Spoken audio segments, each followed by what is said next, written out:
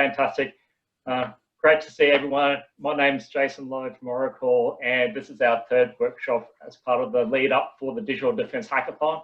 I'm here with Vijay and Franco. So Vijay's of our cloud architect team, which is where I work, and is an ambassador for the Oracle for Startups. And we've got Franco Ucci. Say hi, Franco. He's Senior Director, Cloud Strategy and Platform. So thank you for coming along. Thank you not just for yourselves, Franco, Vijay, and Len, but thank you for everyone turning up for this session. Appreciate that's the end of the day for some. We also appreciate that this is in the middle of the day of a working day for others. So thank you for spending the time with us. We want to make sure that we give you the value and the setup for the next couple of days to make sure that you get the most out of this. And that's all a part of what we've been trying to do with all these workshops. As I said, we are going to record this. I am recording right now. If there are things that, if you do need to get back and have a look at it, then we'll post that within the Help with Oracle channel, as well as publicly available on a YouTube link. So we'll get onto it. So I just want maybe even half a minute or so, Vijay, tell me about yourself and what's been a couple of your experiences with hackathons, really quickly, because I want to make sure that we get into this. Hey, thanks, Jason. Good to be here. Hello, everyone. Yeah, I've been a part of hackathons that's run by Jason, Franco, Lynn, I think over the last few years. It's been a great experience participating, building solutions. And I think over the last couple of years around mentoring teams on how to pitch during hackathons and probably win prizes as well. So yeah, I'm looking forward to the upcoming hackathon. So Franco, as part of your intro, we've been doing this for quite a while. And I think one of the first hackathons, I think you were doing that even 5-6 years ago. What's been your experience there? And also, it's really hard for that first couple hours, first 12 hours in. What is one of those things that you want to achieve during that period of time? Yeah, one of the key words, there's actually 5 key words: focus, learning, communication, pitch, and fun. And I'll actually start off with fun. Myself, I love playing with technology. I love building stuff. I love solving problems. And I like learning with people around me. And so the idea is, how do you do that really fast and go through a quick experience? And do it in a manner that is non-defensive. You know, it's like you're not protecting, something. It's more about what can we do relatively quickly. And that's why I love hackathons. Whether it's, I actually love being in a team, but I totally also value being an organizer, a supporter, a mentor around the place. So let's walk through those 5 things. So the word focus is really important because most of us live very busy lives and we've got lots of distractions. So the hackathon is an opportunity for you to close down and stop those other distractions. The idea is you've got a small period of time to immerse yourself and get deep with something. So the idea is you can focus. And the word focus probably is around 2 or 3 key words that relates to what you're excited about, whether it's the outcome, whether it's the technology, whether it's some sort of capability. Learning. That's the second key word. So the thing which part of what you're doing is you're actually doing something you haven't done before.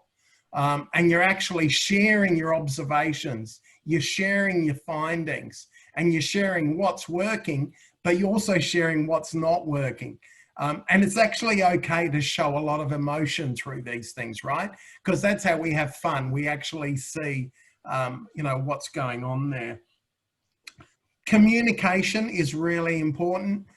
So that's obviously verbal, visual, but we've got such brilliant communication tools now, things like Confluence, things like Slack and content repositories, GitHub, and those sorts of things. So it's a really nice way to actually show the breadcrumbs of where you've come from, you know, what worked, what didn't work. So communication is important. The word pitch, that's the other thing too, is, you know, you're going to go through quite a rich experience. And the question is, how do you articulate a story such that the people on the other side will be able to get effectively an essence of what you are able to get a benefit from, whether it's your vision, whether it's what you've built, or whether it's around what you learned. And the last word was fun. Do not forget you're there to have fun, right? And fun comes through in a number of things. You know, it is working hard. It is actually doing something you haven't done before. It is about interacting. So I just go through those 5 words again: focus, learning, communication, pitch, and fun. That makes a lot of sense, and especially where we're in a team environment, where how do you actually bring those 5 things? So Vijay, what about teams? What do you think makes a good team to actually make sure that you do those 5? Yeah, I mean, as Franco alluded to nicely, I mean, in terms of the teams, I mean, they're integral part of the hackathon, right? Like hackathon is like an Avengers movie, right? You need to have all kinds of superheroes in teams, right? So that you can save the world. So hackathon is no different. You need to have a good, diverse mix of skills in your team to work through the idea if you're aiming for that prize. And to make a good team, you need to find people who you can gel with, and you could find them at your work, through the social channels. I think perhaps for this particular hackathon, I think probably hit up the Slack channel, and I think there are plenty of ways to connect to people, and that would actually add value to the team, right? Even if there are people who are into actual coding. So typically you want to have your team that is well-rounded. A strong hackathon team typically has members with complementary skill sets, like some of them are coders, someone who is in charge of design, somebody who can do project management. Most hackathon teams that I've seen, like over the years, like 4 to 6 people. Just to give an example, like a team full of all data scientists is most likely to fail if they don't worry about design, right?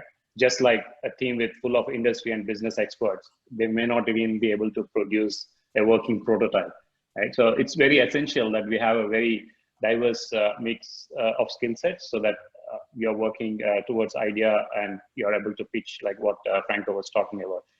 And it's always good if you can form the team beforehand, before the hackathon. Like consider getting beforehand, talk about the roles that each of the members in the team is going to play. And the more prepared you are, you can hit the ground running just as soon as the hackathon is announced, and you may have a better experience. Yeah, I think having said, go. I mean, having said that, I mean, there's nothing wrong with if you're showing up alone, right? I mean, some of the, what I think, at least our personal experience, we have seen where hackathon participants at our events, especially, we've seen like they never met before, and they form a team, and it's, as Franco said, it's like all about having fun, right? And how about having fun with and hacking with a complete set of strangers, right? It's a great way to connect with new people, make new contacts as part of this hackathon. So yeah, I mean, but especially for those people, I would say, yeah, you be prepared to sell yourself to potential teammates, talk about your skill sets, showcase your projects, what you have done, and let people know what you can bring to the table. That's wise words, Vijay. And now that we actually got everyone's in the Slack channel, it's a great time to do that before the launch, to at least get out there and understand as many and connect up with as many mentors or lead mentors and organizers and other competitors to actually find your fit. So Franco, back to you. One of the things I picked up on in terms of that second word, learn, right? There's a term that you use, fast fail, and you fail and you learn. Then how do you think that applies in such a format like this? Yeah, it's a really good point. And it's actually a skill to fail fast. And fail fast is just another way of saying I'm learning, right? Because if you think about I'm close to 60 years old. If I think about the way in which I used to do projects, it would take 9 to 12 months for us to get a result. And then from that result, we would get observations, and then we would communicate that, and that would become experience. Now, the thing that's really positive in the world today, we've been able to use IT with data to automate a lot of what we do. So the word automation, data driven, and hence we've got AI and ML being useful for a lot of applications. But we can also use AI and ML to build our own apps or our own technology ideas. And so the idea is, if you draw a picture on a whiteboard and say, how quickly can I represent what this concept is? How quickly can I do it? Now, the thing that's really positive, especially in the Oracle platform world, we use Terraform to do stuff. We've got an autonomous database, so I can point and click and get a database up and going in 2 minutes. I've got low code auto generation tools for loading data, giving me insights, as well as bringing screens up with validation and those sorts of things. And we've got a number of ways of actually, personifying or manifesting what this concept could be. Now, because Oracle has been doing this for many, many years, and because Oracle's got such a broad platform and portfolio, we've actually taken some of that fast stand-up capability and made it available via a capability called Live Labs. So often you don't even know if this technology is going to be valid. You don't know if you're going to need more skills than you have.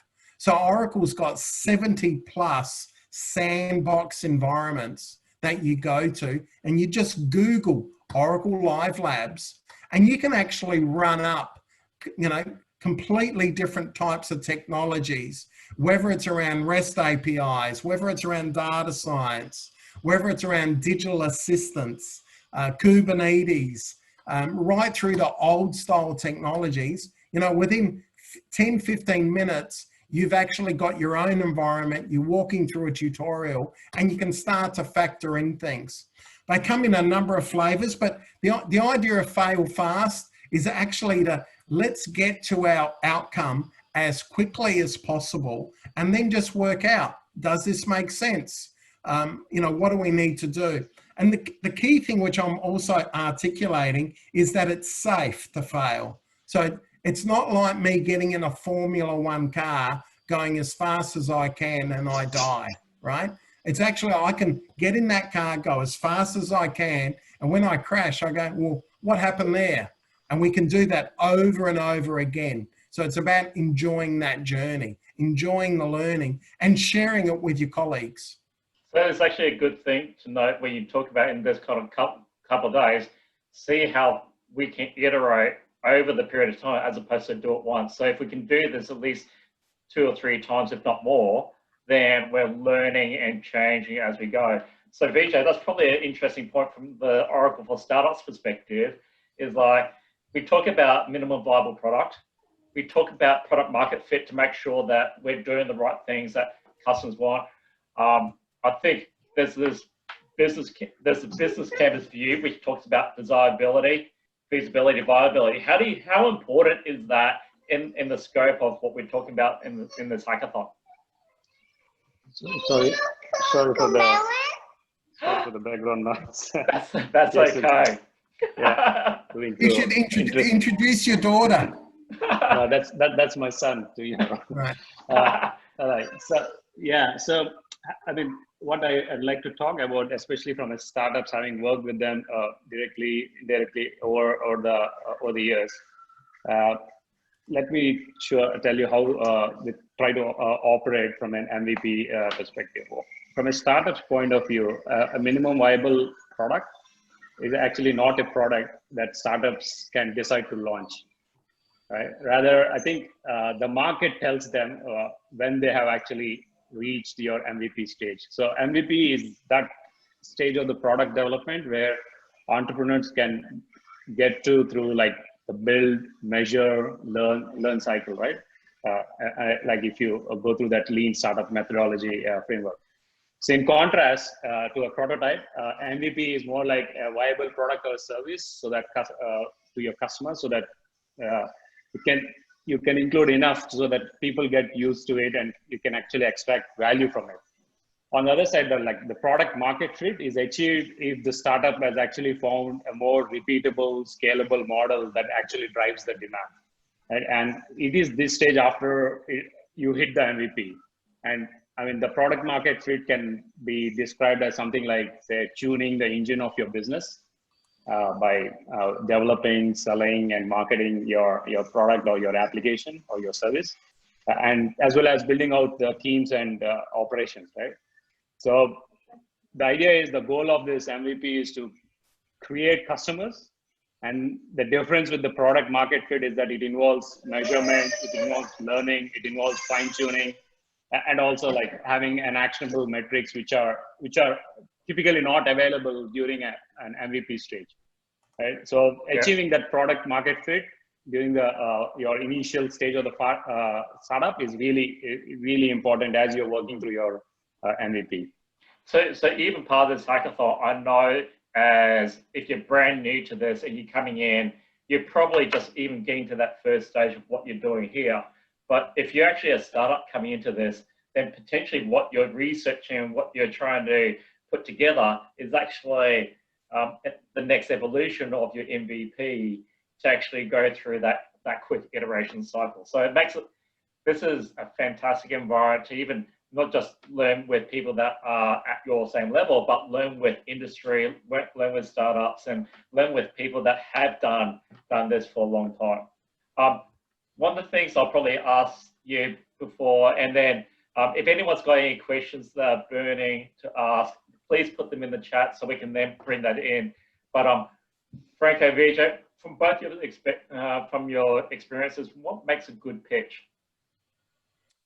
So a couple of things. First off, structure. And the old standard, tell them what you're going to tell them, and what did you tell them? Go through that. But you don't tend to have a lot of time. It's usually 3 minutes. Yeah. So I'd say have a clear problem statement. What problem are you solving? And what is your vision? Problem statement, and what is your vision? And then the idea is you've got to work out, how do you create a story, a little bit like the Avengers story, from problem to vision? How do you make that something that people can live?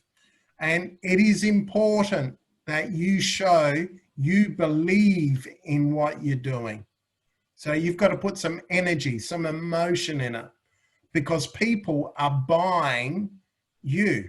People are buying Jason and Vijay, right? So people want to feel they're actually getting the intelligence, the energy, the drive and the commitment that this is going to happen. Yeah, and also Lynn made a good point. This will be a video. This is a video entry, so it's not a live pitch.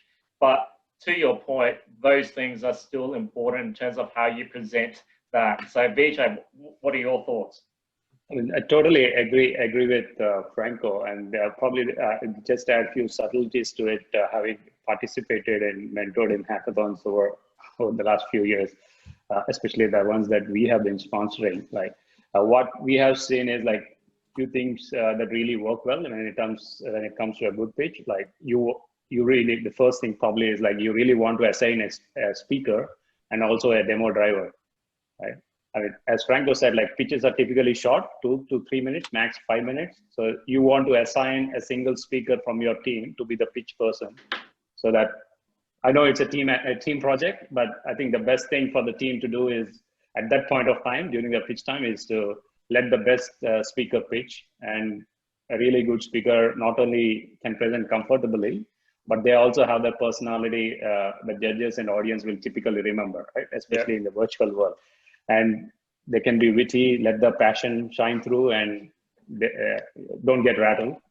Right? And the other one, as I said, assign someone from the team to be the demo driver, allocate time for the speaker and the demo driver to write a script of what you want to say, how you want to say, practice it over and over again, and practice it some more. Right? And Yeah. As Franco said, is like having that structure and restating your business, your vision and the business opportunity. I think it's very critical, especially for judges. And I think you should preempt some of those things around what judges might ask, and show the technology decisions that you made during the hackathon were really intentional. Yeah. Yeah, in this format, there won't be a live pitch, there won't be questions, but hey, in a live pitch scenario, then you will get those questions. And Lynn raised a good point in terms of the team chart. Put your personality out there, let them actually see your team in terms of that. Joey's got a really good question in the Q&A, and I'm just going to read it out. He said, for a first timer, so Joey, thank you for turning up to this hackathon. Appreciate that and taking the courage to do so. What are some preparation that we should do before the challenges? Because the challenges themselves, the problem statements won't come out until later tomorrow night after the launch. So what are some of the things that people can prepare on? You want me to answer? I'll go first. Yeah, go for it. Joey, you're in trouble, mate. There's nothing you can do. There's nothing you can do. Oh. No, only kidding. Only kidding. Only kidding. So probably the first thing is just, I mean, there's some idea of planning and timing and those sorts of things. So just get yourself aware. The first couple of hours is really about orientation. So really suck it all in. Try and hear what's happening and those sorts of things. The next couple of hours is obviously understanding and building and trying to get, awareness of, where are we going? What are we going to test and that sort of thing. And then depending on your team, the word roles and responsibilities is quite important, because if you can get somebody to start looking at one area and someone else looking at another area, that's actually quite good. Now, I'll give you some things like who's going to deliver the presentation, who's going to put it together. But there's other things like, like your data quality, and how are you going to test this thing? Who's going to do some of the cosmetic stuff if that's part of what you've got to do? Who's doing your model? So I'm just going to use the word roles and responsibilities. The other thing too is time moves much faster in a hackathon, much faster. So, like I'd say, if you've got to finish your pitch at 5 o'clock on a Sunday, start thinking about, you need to have enough of an idea on Saturday. Right? Start to put things together. And because it's only 3 minutes, you can't do too much, right? So you've got to work out how to make it crisp. So using whiteboards or pin boards or things, if it's all on Zoom, then you've got to use the similar tooling there where you can just put bullet points up where you're sharing your thinking around things. The other thing too is, depending if there's 1, 2, 4 or 5 of you, just to understand technology-wise what is common in terms of your team. Because the last thing you want to find out is that, 4 o'clock on a Saturday, I've done this in Python and Jason's done this in Java, and we haven't spoken about APIs, right? We're just assuming we're going to call each other's code. Whereas you actually, us both doing 2 different languages is fine, as long as we had worked out we're comfortable with REST APIs, or we're comfortable with SQL, or we're comfortable with GitHub. So some of those technology, so there's actually a lot you can do before you start. Yeah, you covered a lot there. How do you add to that, Vijay?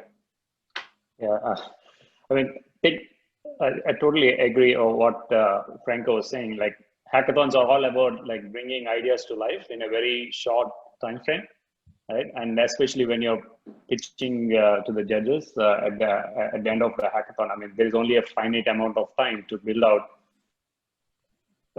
and the hackers themselves have got like a limited amount of time, right, to build the functional app, right? So one thing to keep in mind: if you have bugs, you're not going to lose a hackathon, right? But I think if I have to leave like one little piece of advice, you have to allocate more time to practice your pitch. What I've seen over the years, like teams who are actually winning, I mean, they really put time aside to practice the pitches. And I think it's really a little challenging, especially on when it's in the virtual world, but I think it's still valid, like practice, right? So don't let those 3 minutes of that pitch time undo all the hard work and sleepless nights. Yeah, and the 3 minutes is not just it's just the final of this event, but it doesn't necessarily mean that the rest of it actually stops in terms of where you take this, what your learnings are, and the connections that we've got. So, so just to finish off there, right? So I think we're doing pretty well in terms of timeframes. If there's anyone else that wants to pop a question in, then happy to hang around for a little bit more. I think probably one of the things I did want to touch on while if people put questions there is, Vijay, what have you seen with teams after hackathons? What do you typically see after the event? Do we just go home? Do we what do we do? What do you see? Yeah, I mean, it's really up to the teams, but I think brainstorming ideas is a great way to innovate, and that's what I think a platform like Hackathon provides, right? But I think what's really required is to keep that energy going.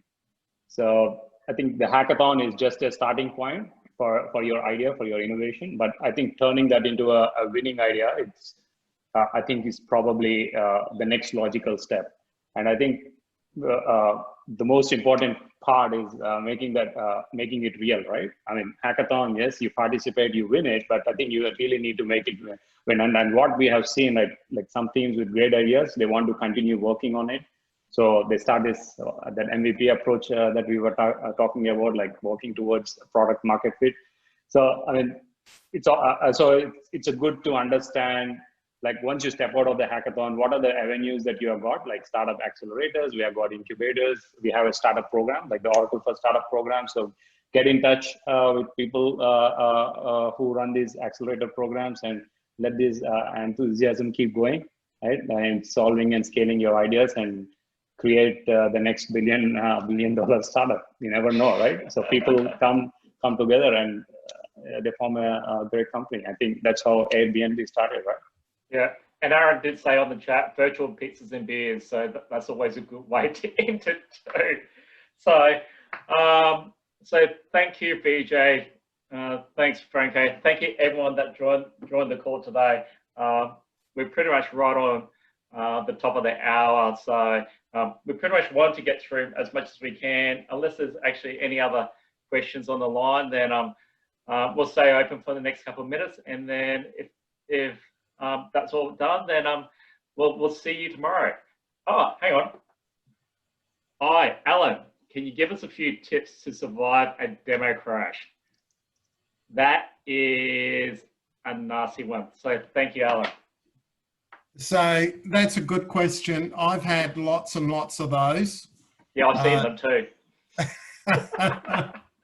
And it actually depends on your audience. It does depend on your audience. So the only person who really knows there has been a demo crash is you, right? So part of what, it's a little bit like acting on the theater. We don't know exactly what is going to happen in the play. So what you're trying to do, you just got to remind yourself what you're trying to do is actually share what you're excited by with the audience. The whole idea is you're trying to share what your learnings are so they can walk away with that knowledge. So if the demo doesn't go according to plan, you just got to have, and it's what I call the triangle, right? So the triangle is you've got your top point, you've got two other points. And if your top point has a problem, just have 2 points in your back pocket to talk about. And it'll be clear what you're going to talk about, right? Whether it's security, whether it's patching, or whether it's additional machine learning models, or etc. And you can mention, you know, with what is occurring here, we've still got a bit more work to do, or whatever. So it's not saying, can I get away with it? Because the whole idea is you're actually trying to articulate what you've got there. At the same time, I've always been told the most important thing is, because I love doing live demos, I love it. And I think, you know, it actually shows this is real. But take a belt and braces approach. Make sure you grab the appropriate screen snaps as you go through. So you've already heard me talk about the breadcrumbs. Make sure you grab the appropriate screen snaps such that you may actually choose to use the screen snaps instead, or you've actually got them ready to go with what's required.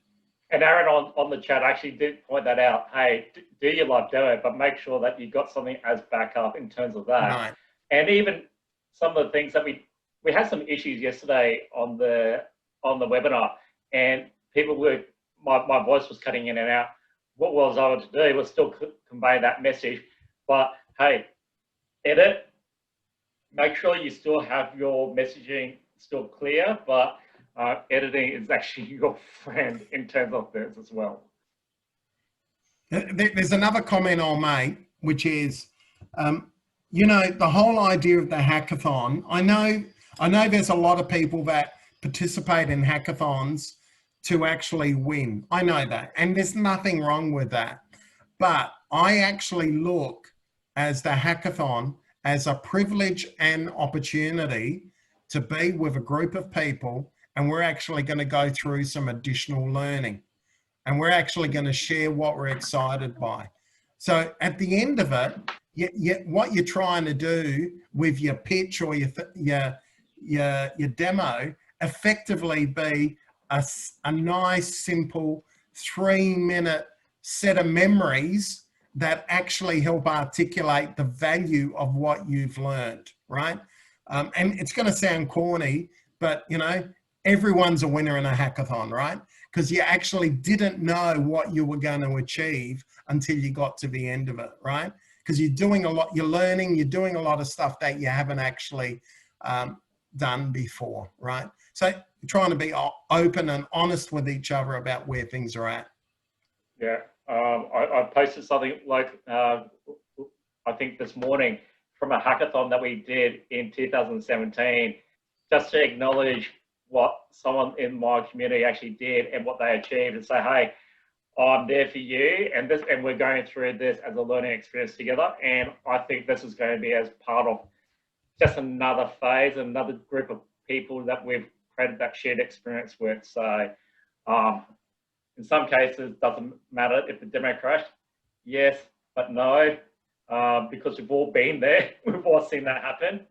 And that's where empathy in this kind of environment is as important. So yeah, no, great question. Cool. So if there's no more questions, we'll just finish it up there. We are on the Slack channel, so help with Oracle is where most of the people, we're monitoring that left, right, and center. Whether it's with Oracle, whether it's with the free trials or anything that Vijay and Franco have talked about, happy to help. It doesn't have to be about Oracle Tech, it could be about any of the topics of just getting through this process together. So there's another question, one more question in the chat. Cool. We'll answer that. Yeah, it's okay. So Rohit, team formation. Team formations could be a complicated things for individuals participating, joining at this time. Any tips for them? Yes, that is that, especially in a virtual space where we're not meeting people in a room and walking in the room. Have you had any experiences around that? I've probably got my own since I've done a few of these virtual hackathons, but Franco, Vijay, thoughts? I think, especially in a virtual hackathon, I think the organizers are doing a great job in terms of setting up a Slack channel for everyone, so where everyone can actually register and join there. I think probably that's my first starting point. Just as I said earlier, I mean, if you're showing up alone, that doesn't mean you have to be let down, right? So you could just hit up the Slack channel, showcase what you can bring to the table, like sell yourself to your potential teammates, talk about the skill sets that you have, some of the past projects that you worked. I know on the other day I was looking at the Slack channel, and some of the guys were really interesting. I mean, they don't have a team, but they have skills in machine learning, and some of the guys are doing data science. So perhaps, yeah, just say hi to them, and see if you have got an idea, socialize that idea on the Slack channel, and see if you can find your next partner. Yeah, I agree. One of the things as part of this, because you can't just walk up to people, you actually have to do that in a virtual sense. And the way that you do that is not just by, yes, talking about what you can do, but also just connecting the dots with what others are doing. So, hey, I like that. That's cool. I'm glad that I found another person that's passionate about that topic, whether it's the anomaly detection or that thing. Form those connections and engage in conversations on the Slack channel is as important, because otherwise we got a room full of people shouting and we'll never make those connections. So connect up with other people, even get into other Zoom conferences. Hey, what are you thinking about that problem? Right? Form those connections and form those relationships, even in a virtual sense. We do have these videos. We've got Slack. The version of Slack that we've got, you can actually just hit the button and call someone. So there's no reason why we can't connect further in terms of that. So Rohit, hopefully that answers or gives you a perspective on that question. Cool. Yeah, definitely. So Rohit will definitely be putting this this video up and sharing that, and hey, if it's I'll definitely take you on that, and be good to share that around with the rest of the team in the other channels. So what I'll do, I'll end it there. Thank you, Franco, BJ, Len, appreciate, and everyone that's joined and stayed on beyond the 30 minutes, because we know that there's some clashes. We will put this video up as well. So great memories to have. Thank you very much, and have a good rest of your day and night. Thank you. Bye. Thank you, Jason. Thank you, Franco.